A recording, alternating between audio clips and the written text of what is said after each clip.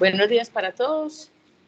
Estamos hoy en una super reunión de riesgos en cirugías ginecológicas en las que todos estamos expuestos día a día. Entonces realmente es un tema súper importante. Nos acompaña la doctora Alejandra como expositora y al doctor Alexander y a todo el grupo que está virtual le damos la bienvenida, y al doctor Alexander pues por asesorar a la doctora María Alejandra y compartir también sus experiencias. Bienvenidos todos. Y doctora María Alejandra tiene la palabra. Muy buenos días a todos. Muchas gracias a la doctora Adriana por la introducción. Yo soy María Alejandra Manrique, residente de tercer año de Ginelces, y hoy vamos a hablar de la lesión del tracto urinario en la cirugía ginecológica y obstétrica, haciendo énfasis principalmente en lo que son el ureter y la vejiga, especialmente en las cirugías abiertas como las cesáreas y las histerectomías.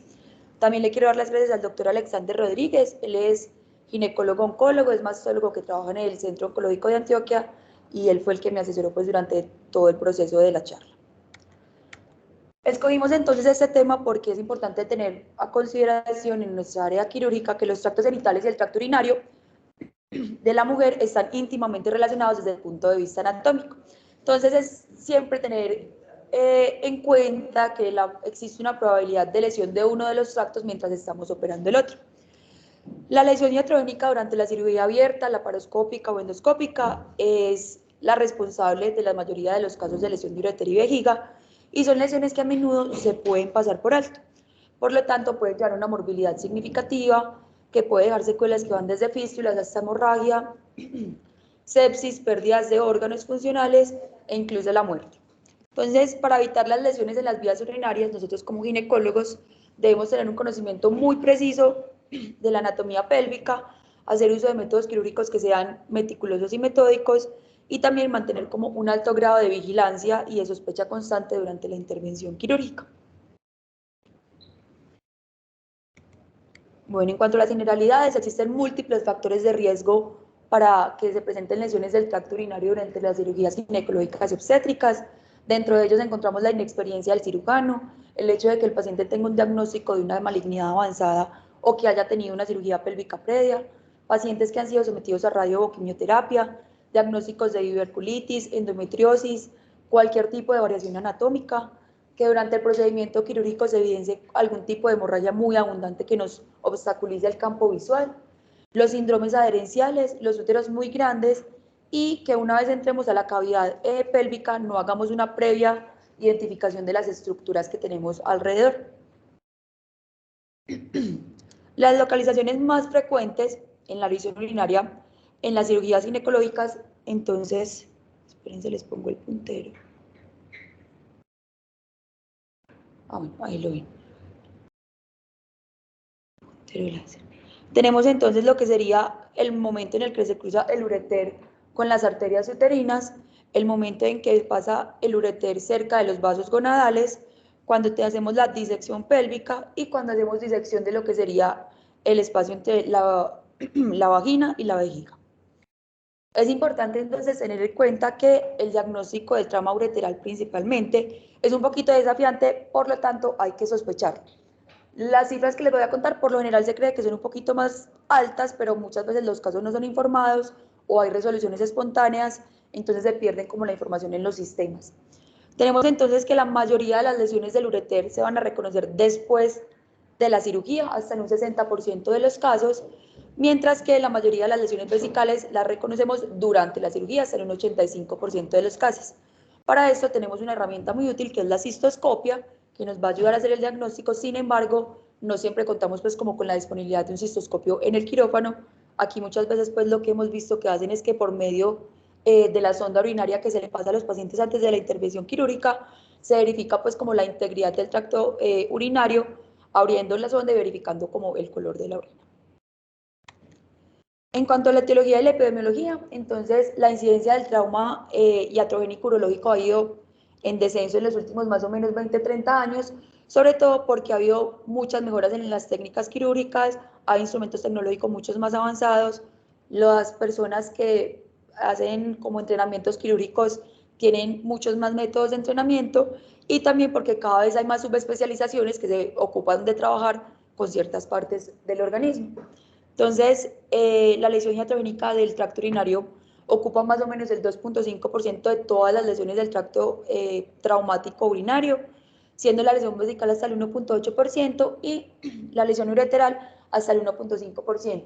En cifras, eso quiere decir que si en un año se hacen 600.000 esterectomías, puede haber más o menos 15.000 casos de lesiones del tracto urinario, mientras que si hacemos más o menos 300.000 cesáreas en un año, puede haber hasta 7.500 casos de lesiones del tracto urinario.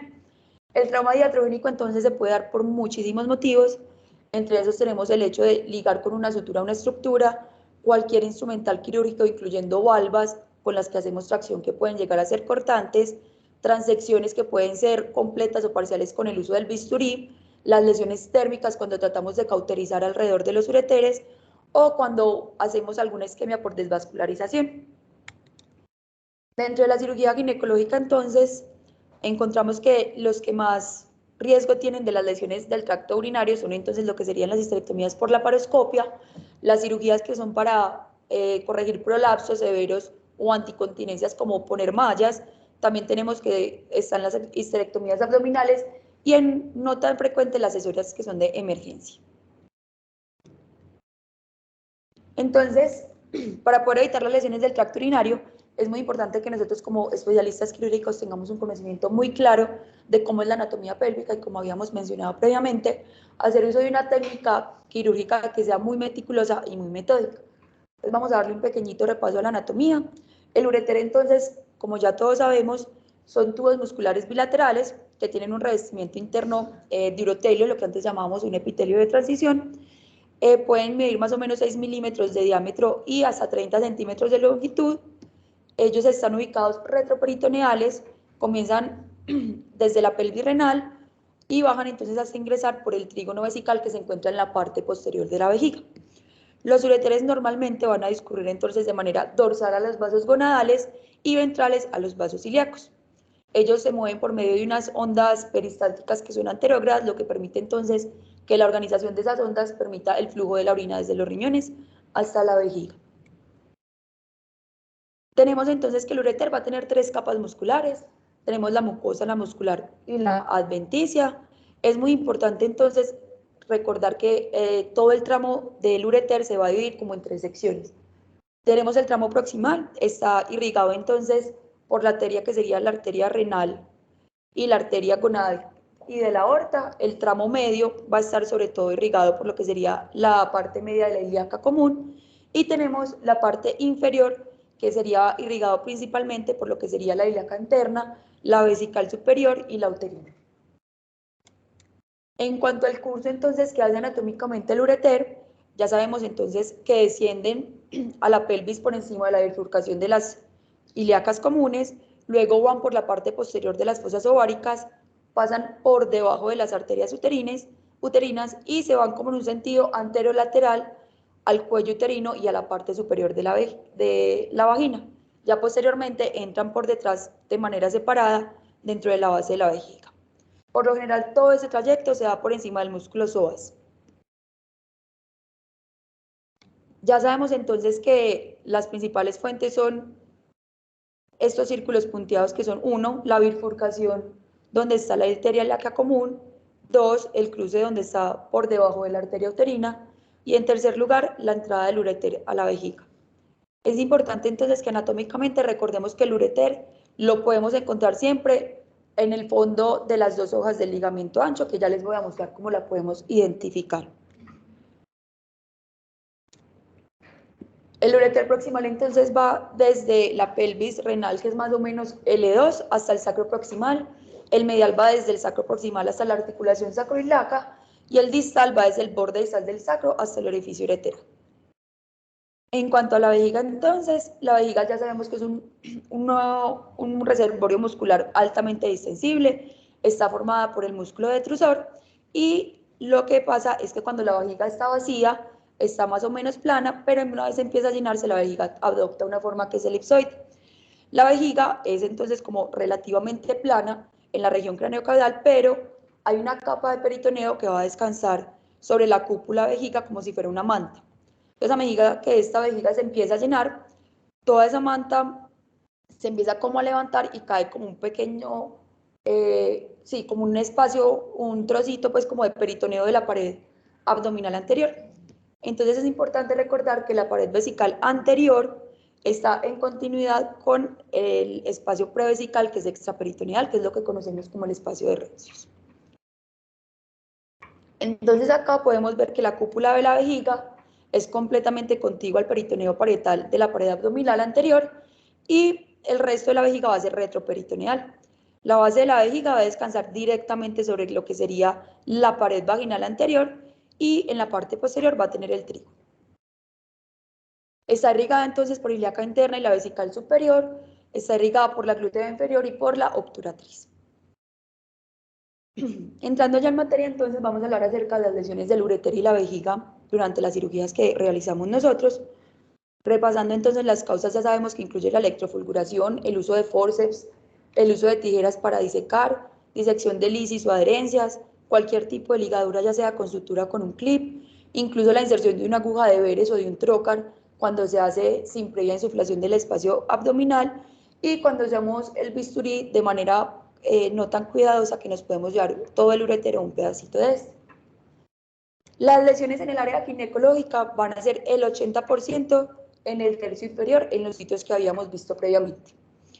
Lateral a la arteria uterina, unión ureterovesical y, muy importante, la entrada del ureter a la vejiga cerca pues, al ligamento infundíbulo pélvico. Las lesiones entonces del ureter las vamos a dividir en 5 categorías o 5 grados según la Asociación de Cirugía de Trauma Americana. El grado 1 entonces son hematomas, es cuando hay una contusión o un hematoma, pero no hay ningún tipo de desvascularización. El grado 2 es cuando hay una transección de 50% menos del grosor de todo el ureter. Grado 3 es cuando hay transección del 50% más. Grado 4 es cuando la transección es completa, pero la desvascularización es menor a 2 centímetros. Y grado 5 es cuando ya la transacción es completa, pero la avulsión lleva una desvascularización de más de 2 centímetros. Les traje entonces este estudio salió ahorita en 2021. Ellos querían mirar cuál era la incidencia de las lesiones ureterales, cuál era la utilidad de poner un stent profiláctico ureteral y cuál era el impacto de detectar intraoperatorio o posoperatoriamente las lesiones del ureter. Lo que hicieron fue entonces una revisión sistemática en múltiples bases de datos, desde que pues iniciaron las bases hasta el 2021, y posteriormente pues decidieron hacer pues como un metaanálisis.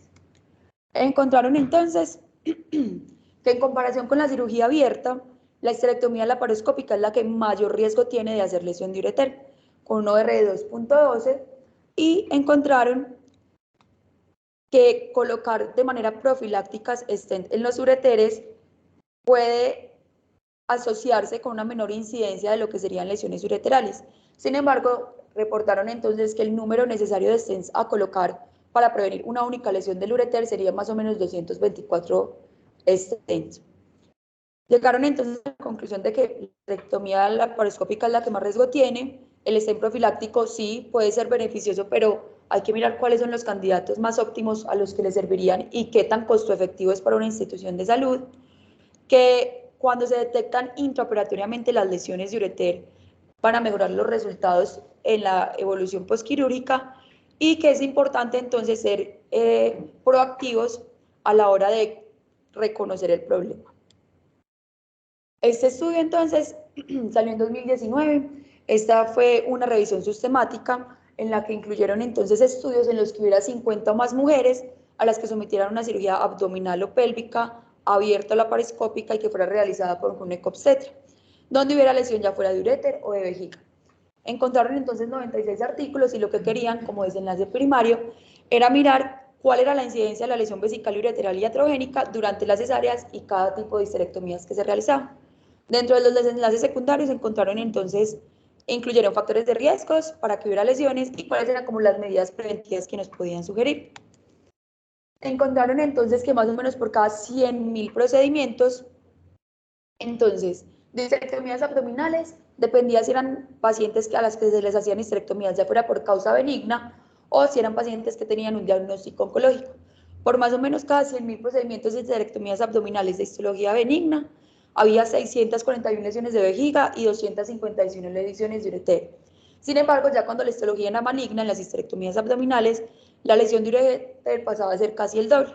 Encontraron también que en las cesáreas, por cada 100.000 cesáreas que se realizaran, había más o menos 267 lesiones de vejiga y 9 de ureter.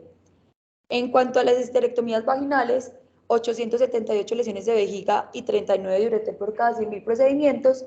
Y en cuanto a las histerectomías por laparoscopia, si eran de etiología benigna, casi 1.000 lesiones de vejiga por cada 100.000 procedimientos y 262 de ureter por 100.000 procedimientos.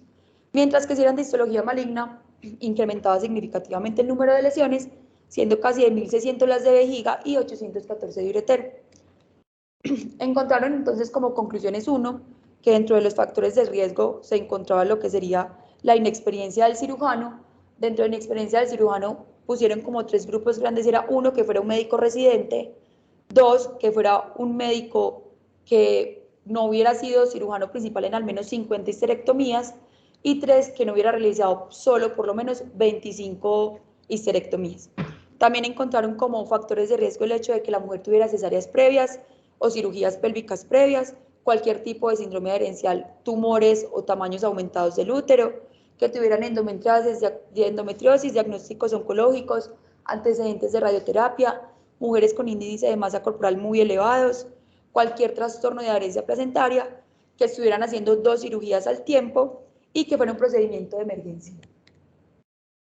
Encontraron entonces que como métodos de prevención se encontraban un mejor conocimiento anatómico, hacer una adecuada tracción uterina cuando lo cogemos con pinzas, la disección cuidadosa, especialmente cuando hablamos de disección Roma, la identificación profiláctica de los ureteres una vez estamos en la cavidad pélvica, distender la vejiga para poder diferenciar sus planos a la hora de separarlo de lo que sería la vagina, evitar cualquier tipo de diatermia cerca de los ureteres, tratar entonces de hacer cateterismos o stent profilácticos, el paso de sonda vesical antes de la cirugía y siempre usar el retractor vesical a la hora de separar los tejidos.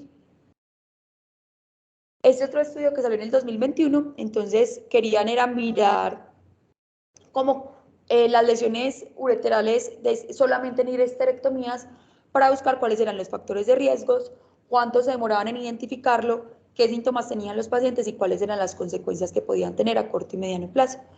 Fue un estudio retrospectivo, se usó el registro de pacientes de Noruega, donde anotan como todas las complicaciones que se presentan en las cirugías y trataron de clasificarlo entonces según el tipo de histerectomía, el tipo de lesión ureteral y en qué momento se reconoció la lesión. Encontraron entonces en total 553.000 reportes de intervenciones pues, de histerectomías, en los cuales hubo más o menos 643 lesiones de ureter. Entonces, cuando eran histerectomías por laparotomía, el reconocimiento dentro de la cirugía era solamente del 12.7%, por laparoscopia solamente del 5.1% y vaginal solamente del 4.8%. Se diagnosticaban después de darles el alta las lesiones del tracto urinario en laparotomías abiertas en el 27.7%, en el 41% de las histerectomías por laparoscopia y hasta en el 38% de las histerectomías vaginales. Miraron también como cuál era el número dentro de las lesiones ureteres, miraron entonces que la gran mayoría eran unilaterales, que en el 60% de los casos antes de hacer la cirugía no se había tenido como la precaución de identificar el ureter anatómicamente antes de empezar pues a trabajar y que el reconocimiento de la lesión solamente se dio en el 12% de los casos y más del 60%, pues casi el 60% se dio después del alta. Encontraron entonces que dentro de los síntomas, signos y consecuencias dentro de la lesión ureteral después de la histerectomía, fue entonces que el dolor es el principal síntoma que manifestaban los pacientes, casi en un 80%, seguido por otros que incluían lo que son náuseas, vómito y distensión, incluso podían llegar hipotensos. Encontraron entonces que como consecuencia la principal fue la reintervención del paciente, incluso hubo pacientes que perdieron un riñón y algunos quedaron con dolor pélvico crónico. Y dentro de los que quedaron con daño permanente renal, incluso después de haber reparado la lesión ureteral, fueron hasta el 17% de los casos. Entonces ellos concluyeron pues, que la mayoría de las lesiones ureterales no las reconocemos durante las histerectomías y que la vigilancia del dolor como un síntoma postoperatorio ureteral puede ayudarnos como a orientar el diagnóstico y hacer un tratamiento un poco más temprano. Este fue un estudio que salió ahorita el año pasado, en agosto del 2022. Querían determinar como cuál era la frecuencia de las lesiones urológicas en la cirugía obstétrica y ginecológica, y lo que hicieron entonces fue que miraron mujeres entre 25 y 55 años que hubieran sido sometidas a cirugías obstétricas y ginecológicas, ya fueran histerectomías, cesáreas, laparotomías exploratorias, tubectomías y entre muchos otros, y cuáles eran los factores de riesgo en términos, pues, para saber cuáles eran los riesgos durante la cirugía, dónde se localizaban más las lesiones. En total contaron con 142 mujeres y encontraron entonces que la lesión ureteral hacía parte entonces del 14.8%, vesical en un 10% más o menos, y que combinaran ambas era hasta el 5%. Concluyeron entonces que la comprensión de la anatomía pélvica, una muy buena disección que sea muy detallada y muy metódica, y la paciencia en casos de endometriosis o síndromes adherenciales son elementos que son claves para poder entonces predecir y disminuir el daño en el tracto urinario. La vejiga entonces, al igual que el ureter, se puede clasificar según el grado de lesión. Tenemos entonces que el grado 1 es cuando estamos ante una contusión o un hematoma que está contenido de manera intramural, o tenemos una laceración, que es cuando hay una disrupción del grosor parcial de la vejiga. El grado 2 son laceraciones menores de 2 centímetros de todo lo que sería la pared extraperitoneal vesical. El grado 3 sería entonces cuando es 2 o más centímetros de la pared extraperitoneal o menos de 2 centímetros de la pared intraperitoneal de la vejiga. Grado 4 cuando ya nos llevamos 2 o más centímetros de la pared intraperitoneal. Y grado 5 es cuando ya está comprometido el trígono o el cuello vesical. En cuanto a procesos quirúrgicos, obstétricos y ginecológicos, entonces encontramos que las cirugías por laparoscopia, especialmente las histerectomías con diagnósticos de malignidad, son las principales. También encontramos una tendencia significativa en lo que sería histerectomías radicales. En este estudio, entonces, en el 2019, quería mirar cómo eran esas lesiones que se daban en la vejiga durante las cirugías ginecológicas. Fue un estudio retrospectivo, lo hicieron en el Colegio Médico de India entre el 2017 y el 2018, y estudiaron entonces todo lo que eran histerectomías vaginales, abdominales, miomectomías, entre muchos otros procedimientos ginecológicos. Encontraron entonces que, como ya hemos visto pues en los estudios previos, hay mayor prevalencia de lesiones vesicales que ureterales, y que las lesiones vesicales siguen siendo mucho más frecuentes, por lo tanto hay que asesorar de manera muy cuidadosa la anatomía de la paciente una vez empezamos a trabajar de manera quirúrgica, y que durante la disección hay que tener mucho cuidado con la adherencia a la asepsia, a las normas de bioseguridad y sobre todo al uso de valvas, con la finalidad de no ir a hacer como ninguna lesión. Finalmente, este estudio, que salió ahorita que es del 2017, lo que querían era mirar cómo eran las lesiones de vejiga en un estudio de intervención prospectivo. Hubieron 28 pacientes con cirugías obstétricas y ginecológicas. Contaron entonces que la lesión de vejiga ocurría principalmente durante las cesáreas y las histerectomías abdominales, y que como conclusión encontraron que la cirugía que ya fuera adyacente o dentro de la vejiga urinaria provocaba lesiones iatrogénicas de manera ocasional. Entonces, que pueden ser menores y no dejar secuelas a largo plazo, pero sin embargo pueden ser lesiones que, si no las identificamos y tratamos de manera correcta, pueden llevar entonces a una morbilidad y una molestia significativa para la calidad de vida del paciente a largo plazo. Entrando ya entonces a la evaluación preoperatoria, que es lo que principalmente nos concierne a nosotros como quirúrgicos, entonces es muy importante recordar que en el quirófano no tenemos como un sustituto para una adecuada selección de pacientes. Lo único que podemos hacer es pues, tener una buena iluminación, estar muy bien preparados, posicionar al paciente de manera que nosotros tengamos la capacidad de ver bien las estructuras anatómicas, la exposición adecuada por medio del instrumental quirúrgico y la adherencia siempre estricta como a los protocolos de esterilidad. Muy importante entonces siempre recordar que vamos a preferir la disección Roma en lugar de la disección cortante. La idea es ir tomando pedículos pequeños de la anatomía, y que en caso de que presentemos una hemorragia que sea muy abundante o que sea muy difícil hacer la hemostasia, la idea es siempre aplicar presión hasta que identifiquemos el vaso sangrante, y una vez lo identifiquemos, sujetarlo de manera selectiva. Nunca aplicar como a la loca o como en medio del desespero del susto, pinzas, como en un esfuerzo frenético de tratar pues de controlar la hemorragia. En el abordaje abdominal, que es el principal para nosotros para esterectomías abdominales y cesáreas, entonces realizar incisiones que permitan la exposición adecuada de toda la pelvis, siempre tratar de que la entrada a cavidad peritoneal sea lo más cefálica posible para evitar irnos muy cerca de la vejiga, siempre explorar el contenido antes de empezar a trabajar, siempre mirar de tratar de relacionar anatómicamente las estructuras que tenemos al frente, una muy buena exposición de nuestro sitio operatorio, siempre tratar de hacer lo más posible con ayuda del anestesiólogo que nuestro paciente tenga un poquito de posición de Trendelenburg, con la finalidad de que todo el intestino se empaquete en la parte superior del abdomen y la podamos retener con ayuda de una gasa y de un retractor o de una válvula. Una vez estamos adentro, es súper importante entonces identificar ambos ureteres y mirar cómo va el trayecto por toda la cavidad pélvica.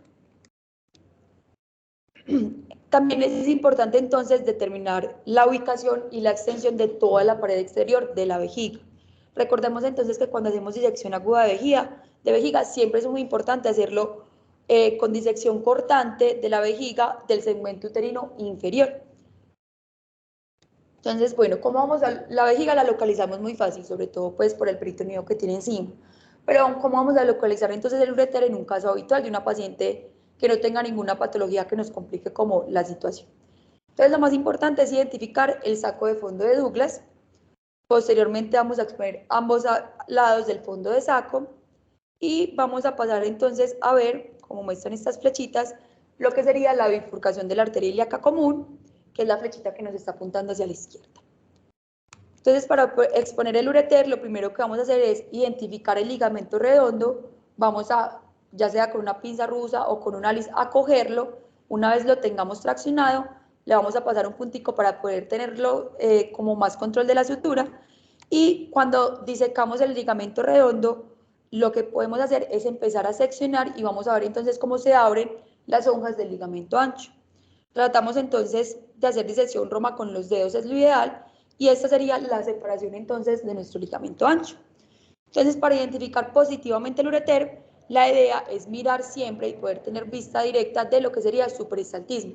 A veces es un poquito difícil diferenciar entre si es un vaso o si es el ureter, entonces para eso tenemos nuestra vista que nos permite ver el peristaltismo activo del ureter y con el tacto podemos identificar que los vasos son un poco más rígidos que lo que sería el ureter. Tenemos una cosa que se llama la maniobra de tunelización. No sé.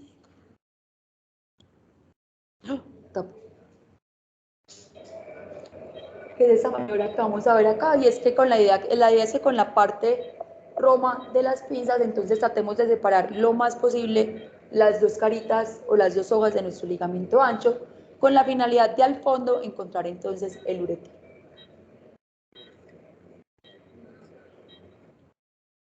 Finalmente entonces tendríamos expuesto nuestro ureter de esta manera, lograríamos verlo mucho más fácil, verificamos su peristaltismo y ya en caso de que tengamos dudas, no sabemos si es el ureter o no, entonces siempre estimularlo con instrumento romoso con nuestro dedo para mostrar la peristalsis y siempre con el pulgar para mirar cómo se va deslizando y qué tan fuerte pues es su contextura. Dentro del diagnóstico, entonces recordemos que el diagnóstico inmediato, o sea, dentro de la cirugía, ocurre más o menos en el 30-40% de los casos y que el diagnóstico tardío, es decir, en el posoperatorio, se da hasta en el 60-70% de los casos. Los diagnósticos tempranos son entonces los que nos ayudan a que haya una reparación inmediata y mejores resultados posoperatorios. Entonces, ¿cómo vamos a sospechar una lesión ureteral en la cirugía? Lo primero es que podemos ver la lesión, es decir, podemos estar conscientes de que teníamos el ureter en la mano y no lo llevamos, podemos ver hematuria en la bolsa donde se está recogiendo la orina de la paciente o podemos identificar orina libre en la cavidad pélvica. Entonces, ¿qué hago si yo tengo un alto índice de sospecha, pero yo no encuentro ninguna de la clínica anterior para ver la lesión? Tenemos dos herramientas muy útiles que son el índico carmín y el verde de indocianina. El índico carmín no lo profundicé tanto porque como que ha venido estando en desuso, entonces vamos a hablar un poquito del verde de indocianina. El verde de indocianina entonces tiene alto contraste y sensibilidad, lo que hace es que en nuestro caso, en el ureter, se va a aplicar directamente sobre la estructura, se puede aplicar de muchas maneras, puede ser intraperitoneal, intravenoso, pero en nuestro caso nos sirve la aplicación directa. y lo que hace es que penetra varios milímetros del tejido para permitir identificarlo. La idea es siempre prepararlo o diluirlo con agua destilada, nunca con soluciones salinas, porque lo que hace es que se precipite nuestro componente, y la idea entonces es garantizar que cuando esté soluble la solución podamos poner inmediatamente la inyección y tratar pues como que no esté muy expuesto el tejido. Dentro de las contraindicaciones para utilizar el benzodiazepina, tenemos entonces las pacientes que son con hipersensibles o alérgicas a cualquier tipo de yoduro de sodio, los alérgicos al yodo, pacientes con hipertiroidismo clínico, cualquier tipo de adenoma tiroideo, trastornos de la glándula tiroides, ya sean autónomos o difusos, enfermedades hepáticas y las pacientes que están en embarazo. Entonces acá, esto sería más o menos como se vería el benzodiazepina en una cirugía. Nos permite mucho más fácil identificar las estructuras, y si yo no lo sospeché durante el operatorio, si yo quedé tranquila, cerré, pero me queda la duda en el postoperatorio, entonces recordemos que el dolor va a ser el principal signo o síntoma que puede presentar nuestra paciente. La hematuria, que es como lo principal que nos sospecharía, está ausente casi en el 50% de los casos. Los paraclínicos también nos van a ayudar, puede haber una elevación de creatinina, puede haber obstrucción del tracto urinario, podemos encontrar al paciente séptico, puede haber filtración de orina por vagina, por drenaje o por la herida quirúrgica, incluso formación de fístulas o incontinencia urinaria. Entonces, cuando yo lo sospecho en el postoperatorio, es muy importante, aquí la radiología va a pasar a ser un papel fundamental para nosotros como una forma de apoyo, porque los pacientes, después de la lesión operatoria, más o menos a los 2-3 días, empiezan con los síntomas. Entonces, podemos hacer ecografía. La ecografía nos muestra entonces una triada de hidronefrosis, ascitis, y no logramos ver cómo ingresa el ureter a la vejiga, pero nuestro gold estándar, a pesar de que hay muy poquita evidencia sobre la sensibilidad y especificidad, es el urotac.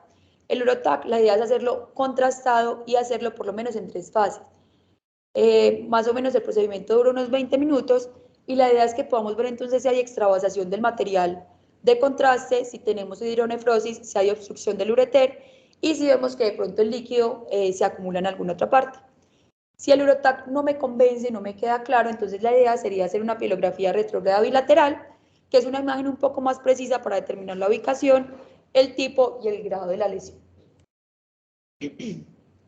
Pasando a la vejiga, entonces, ¿cómo la sospecho yo en una cirugía?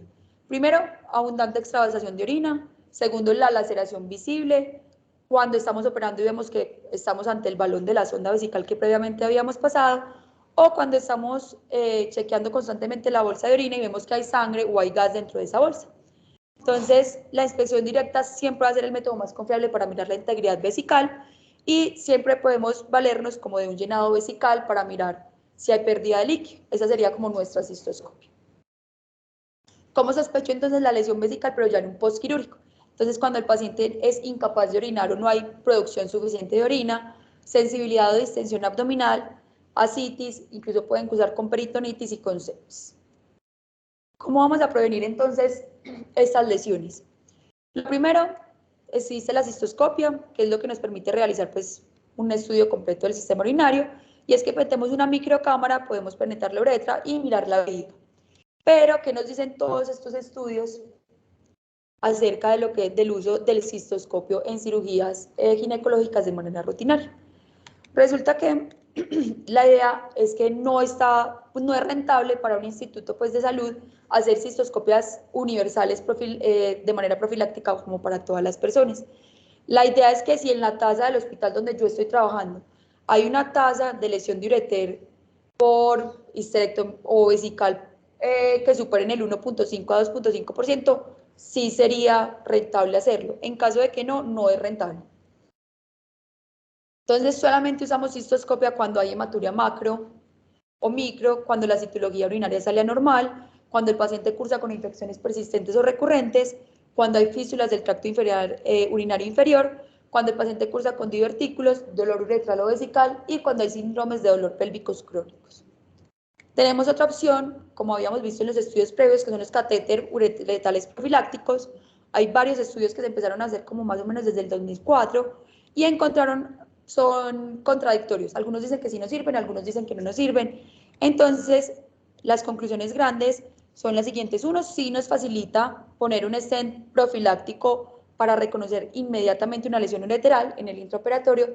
Sin embargo, no nos ahorran costos hasta que las tasas de lesiones ureterales se acercan a más o menos al 3.2%. Y también es importante recordar que poner un stent no es un procedimiento que esté libre de complicaciones. Es decir, puede haber perforaciones, laceración del ureter, eso se puede infectar, puede haber hematuria, puede haber hemorragias. Entonces, ¿cuándo vamos a poner un catéter profiláctico?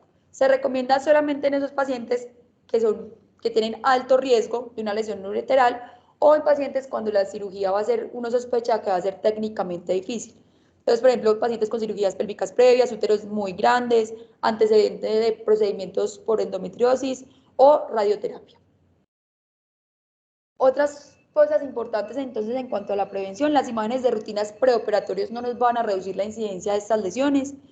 Es muy útil vaciar la vejiga antes del procedimiento y siempre pasar sonda urinaria. Y solo en casos de que la vejiga esté muy adherida, sí podemos tratar de llenar la vejiga porque nos va a mostrar los planes por donde debemos irnos. En cuanto al manejo, entonces vamos a hablar primero de la vejiga. El manejo conservador de una lesión vesical consiste entonces, 1, observar clínicamente al paciente, 2, mantener un drenaje vesical continuo y 3, siempre la profilaxis antibiótica. Es el gold en el caso de las lesiones iatrogénicas que sean extraperitoneales y no complicadas. Hablamos de complicadas entonces cuando cogen el trígono o el cuello vesical. La vejiga entonces como manejo quirúrgico, entonces siempre cerramos con suturas absorbibles. No hay evidencia que demuestre que cerrar entre una sola capa o hacerlo en 2 capas pues impacte como en el desenlace del paciente, y siempre al paciente se le debe dejar una sonda vesical. Les traje este videito. Acá entonces lo que hacen es que están tratando como de hacer una incisión peritoneal con la finalidad pues de separar el cérvix y la vagina anterior de la vejiga. Mayor va a ser la mortalidad, entre más baja, pues lógicamente va a ser menos.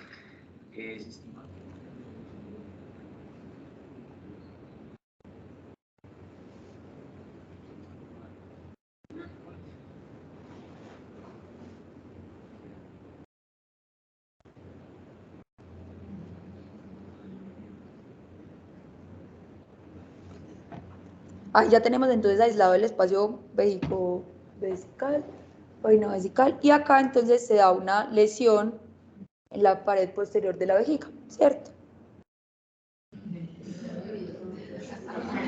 Simulada. Esto es una simulación, esto no es un paciente de verdad. Entonces ahí vemos cómo se ve la sonda, ¿cierto? Entonces ahí van a repararlo de manera doble capa. Entonces eso es algo que nosotros como ginecólogos podemos hacer en una cirugía. No nos tenemos que asustar y no hay que llamar al urólogo corriendo, eso lo podemos hacer nosotros. Lo más importante es que posteriormente terminemos de pasar nuestros puntos de sutura en la vejiga. La idea es siempre hacer una prueba de integridad vesical. Listo. Entonces, ya sea con azul de metileno, tratamos entonces de insuflar la vejiga y mirar que no haya filtración del contenido. ¿Listo? Esto, por ejemplo, sería en la laparoscopia, hacer una cirugía abierta. Acá tenemos entonces la lesión de la vejiga. Este es un caso, pues, de verdad que el doctor Alexander muy amablemente nos compartió. Y... ay, tapa. Y acá... espérense. Ahí pasaron los punticos y podemos ver entonces cómo empiezan a distender la vejiga con la finalidad de ver de qué hace integridad vesical. Ahí ya está la vejiga distendida y vemos que no se sale la orina por ningún lado. ¿Cómo hacemos el seguimiento entonces en casos de lesiones vesicales? Primero, sonda vesical. ¿Por qué es importante la sonda vesical? 1, para evitar que haya una presión intravesical elevada, y al evitar esto logramos entonces que los tejidos puedan cicatrizar de manera más rápida y más eficiente. Siempre tenemos que hacer seguimiento, más o menos 10 días postquirúrgicos, siempre debemos hacer una nueva imagen, idealmente una cistoscopia, y se debe dejar sondita por más o menos 7 a 10 días. Listo. Vamos a pasar entonces a las lesiones del ureter. También tenemos manejo conservador y manejo quirúrgico. Dentro del manejo conservador tenemos entonces la observación clínica, drenaje vesical continuo y profilaxis antibiótica.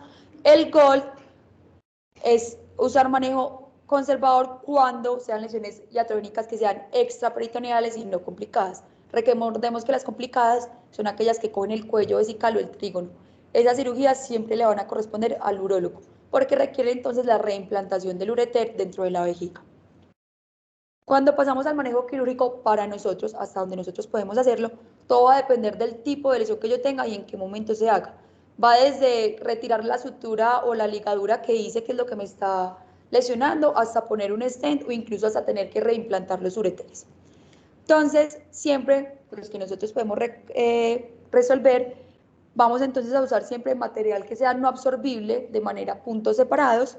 Siempre que son laceraciones muy profundas hay que poner catéteres ureterales para que no se vayan a estenosar y se cicatricen bien.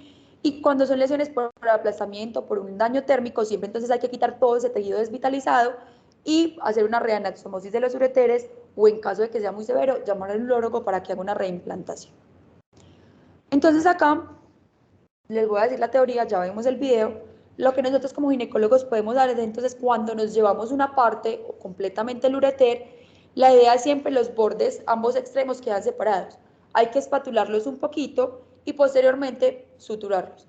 ¿Con qué nos ayudamos mucho nosotros? Con un catéter doble J. Catéter doble J me permite poner un extremo en la parte distal del ureter y otro extremo en la parte proximal. Y ese va a ser como mi guía para pasar los puntos individuales. Listo. Independientemente de dónde esté la ubicación de esa lesión, tratar de unir los extremos proximales y distal sin que queden tensionados es fundamental. Y siempre a esta paciente tenemos que darle un drenaje de succión. Entonces les traje este video, también es simulado. Entonces acá están pues accidentalmente, hacen una ligadura de la arteria uterina y del ureter.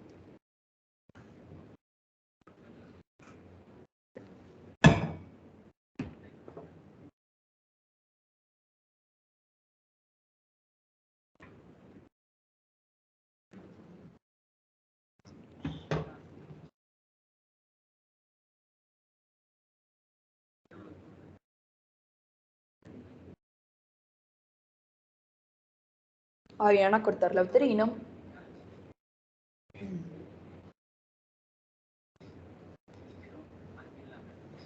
Y aquí van a cortar axialmente el ureter.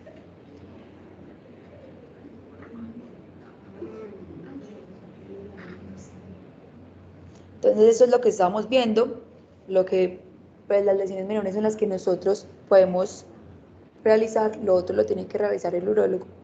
Entonces acá lo que van a hacer es se llama uretero anastomosis, que es coger la parte final del extremo distal y del extremo proximal para unirlos. Entonces ahí lo que hacen es que van a espatular o ampliar un poquito los bordes.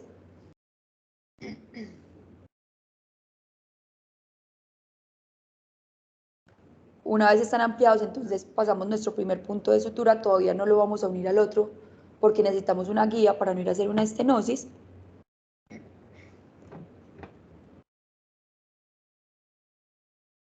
Ese es nuestro catéter doble J, que es nuestro mejor amigo en estos casos. Y vamos a pasar un extremo por la parte distal y otro extremo por la parte proximal. Una vez lo tenemos adentro, ya tenemos una solución de continuidad entre ambos ureteres y esa va a ser nuestra base para no irnos a llevar completamente de lado a lado del ureter.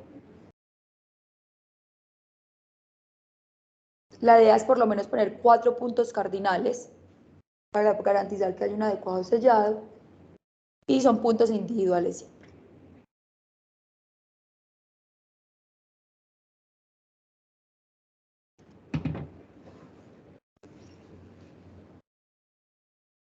Finalmente entonces queda cerrado y si quedó pues adecuadamente hecho el procedimiento, la idea entonces es que recobre su peristaltismo como si nada hubiera pasado. Entonces en resumen, nosotros como ginecólogos podemos hacer 2 cosas, uno reparar una vejiga independientemente de que sea, en cuanto a la vejiga la podemos reparar en 1 o 2 planos, pero lo podemos hacer nosotros. Y en cuanto a las lesiones ureterales, entonces, si el diagnóstico es inmediato y nuestro paciente está estable, si es una transección completa o parcial del ureter, la podemos hacer nosotros, siempre y cuando no comprometa trígono o cuello vesical. Si el paciente está inestable, entonces hay que hacer control de daños y una nefrostomía para posteriormente hacerle el seguimiento y el manejo. Si es un diagnóstico tardío, al paciente hay que reintervenirlo y se va a beneficiar de una nefrostomía con un catéter doble J. Posteriormente le hacemos seguimiento a esos pacientes que hicimos el diagnóstico postoperatorio. Miramos entonces, dependiendo de dónde esté la lesión del ureter, entonces se hace anastomosis de ambos extremos del ureter, o en caso de que sea una lesión más complicada, ya le corresponden otras técnicas quirúrgicas que sí requerirían el acompañamiento del urólogo.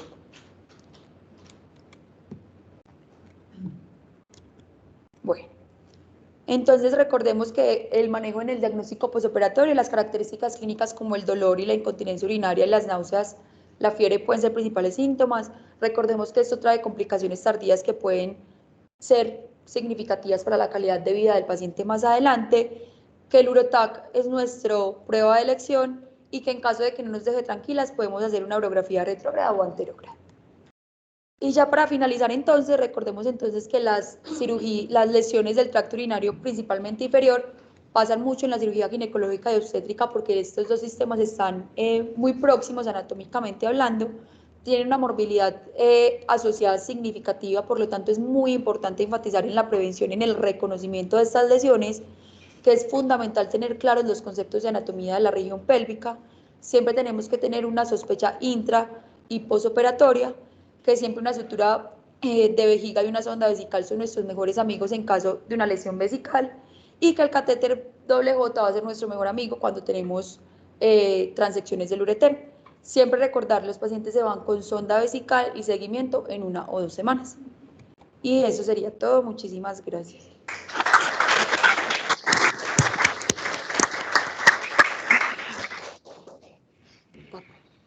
Bueno, muchas gracias a la doctora María Alejandra por su excelente presentación, muy detallada y didáctica, muy clara. Doctor Alexander, buenos días. Tenemos aquí ya visual. Nos puedes compartir los comentarios. Muchas gracias por estar presente. Gracias, buenos días para todos. ¿Me escuchan? ¿Me escuchan? Doctora, espérame un momentico. ¿Cómo hago para que suene en el televisor? En Teams no se puede. Bueno, entonces hagan silencio para que él hable. Profe, listo, puede hablar. ¿Sí me escuchan? Listo. Bueno, muchas gracias, María Alejandra.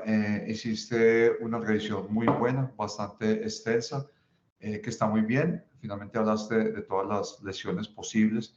Eso es algo que vemos constantemente y que como ginecólogos estamos en el deber y en la obligación, primero, de reconocer la lesión y segundo, de poderla reparar.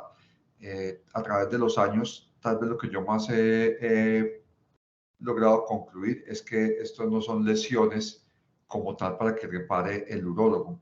O sea, lo hemos hecho así es porque no lo sabemos hacer, pero esas son lesiones que debemos reparar nosotros como ginecólogos, porque somos nosotros los que hicimos la lesión, somos los que lo identificamos.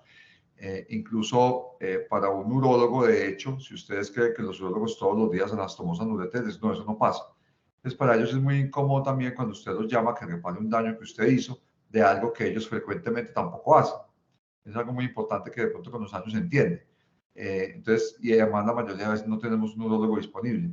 ¿Qué es lo que pasa? Que tenemos que entrenarnos, pero hoy en día hay muchas formas de entrenarse. Una rafia de vejiga no tiene ningún misterio, simplemente es quitarle el miedo.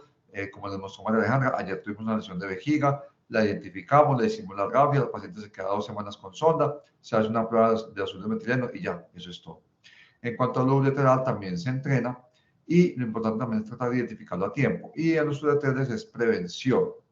Entonces también le explico mucho a las residentes que si usted nunca explora el ureter y no sabe dónde está, pues el día que le toca explorarlo no va a ser capaz. Entonces, de manera rutinaria, la histerectomía, yo sé que ustedes muchas veces no lo hacen, o muchos ginecólogos no lo hacen, pero usted cada histerectomía que haga debe identificar el ureter. ¿Con qué fin? Con el fin que cuando tenga una cirugía compleja, pues lo pueda hacer más fácil y pueda realmente encontrarlo sin tanto problema. Esa es como la forma, y la forma más adecuada de prevenir. Primero, está evitando la lesión. Y segundo, si la lesión se presenta, la puede reparar. No es difícil, no es complejo. Lo importante es botar el miedo y hacerlo, ¿cierto? Ahora, si no es capaz, pues le toca llamar obviamente a un urólogo o un cirujano a que le ayude a reparar un defecto, pues, o un problema que tuvimos. Tampoco es ningún pecado pues llamar a otro colega, pero lo ideal es que nosotros mismos podamos reparar nuestras lesiones, sobre todo de vías urinarias. Eso es básicamente. Los residentes con nosotros ven constantemente lesiones de vejiga, de ureter. Nosotros nunca llamamos a los urólogos, no necesitamos los urólogos para reparar este tipo de lesiones. También es importante que hagamos cistoscopia. No es difícil, es realmente muy fácil hoy en día hacer una cistoscopia, darnos cuenta de las lesiones, incluso para retirar los catéteres después de que los hemos puesto a las 6 semanas. Se hace un urotac, si todo está muy bien, se retira el catéter y no pasa absolutamente nada.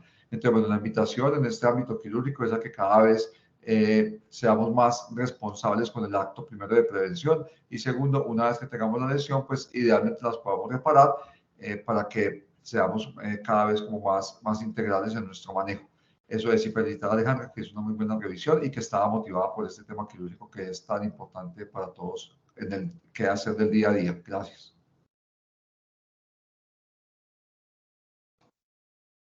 Muchas gracias, doctor Alexander, por sus comentarios. Quisiéramos ver si de pronto aquí en el grupo hay algún comentario adicional, alguna pregunta para la expositora, para el asesor.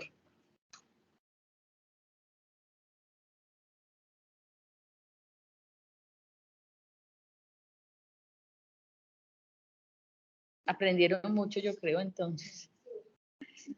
Bueno, dentro de ese tema tan importante, hace varios años ya, en el Grupo de Salud Sexual Reproductiva de la Clínica del Prado, hicimos un estudio, más o menos 1000 pacientes que habíamos operado por histerectomía por laparoscopia, ¿cierto? De pronto eran de los primeros estudios grandes que hacíamos, y entre los objetivos más importantes era identificar las complicaciones posteriores a haber realizado estas histerectomías, que algunas eran sencillas y otras muy complejas, y que también estábamos en una curva de formación del manejo de la endometriosis profunda, que el día de hoy, gracias a Dios, pues es una curva súper avanzada, con una oportunidad grande de ayudarle a las pacientes y con muy buenos resultados, pero también se nos presentaron muchas complicaciones, pacientes que tuvimos que llevar a la UCI, pacientes que tuvimos que terminar en colostomía, pero era parte de un proceso, pero que hay que vivirlo, ¿cierto? Entonces, en ese estudio que hicimos de esos 1000 pacientes, se encontraron complicaciones ureterales y de vejiga con un porcentaje aproximado de 1.2%.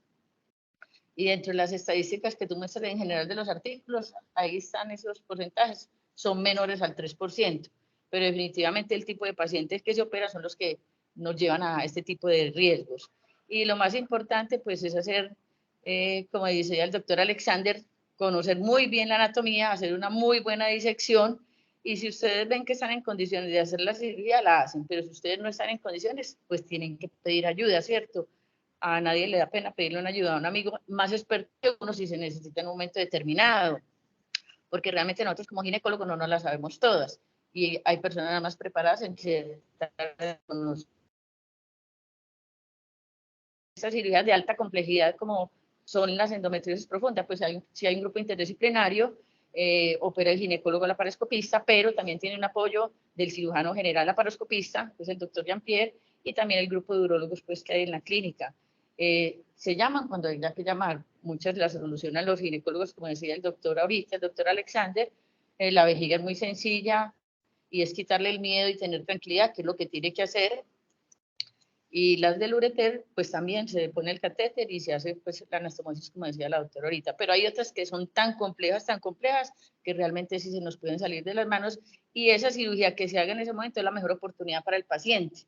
Entonces tenemos que ser muy responsables con estas decisiones que tomamos. Y adicional a esto, no solamente puede ser la cirugía y el buen resultado de la paciente, que obviamente es nuestro objetivo, atender muy bien al paciente y un buen resultado, sino el consentimiento informado. O sea, el paciente tiene que estar muy explicado de lo que se le va a hacer y los riesgos que hay, porque si le va muy bien, todo es perfecto y era lo esperado, pero si se presentan ese tipo de problemas, realmente el problema no solamente es con el paciente, sino con toda la familia y el médico o la clínica, o todos son muy malos, ¿cierto? Entonces, no, lo importante es prepararnos bien, identificar muy bien la anatomía, hacer disecciones cuidadosas, con una seguridad y con tranquilidad, trabajar en equipo cuando sea necesario y el consentimiento informado. ¿De acuerdo? Bueno, muchas gracias. ¿Quién más tiene algún otro comentario? Bueno, muchas gracias a todos, doctor Alexander, mil gracias. Muchas gracias a ustedes. No se le escuchó al doctor. Bueno, un feliz día. Muchas gracias a todos.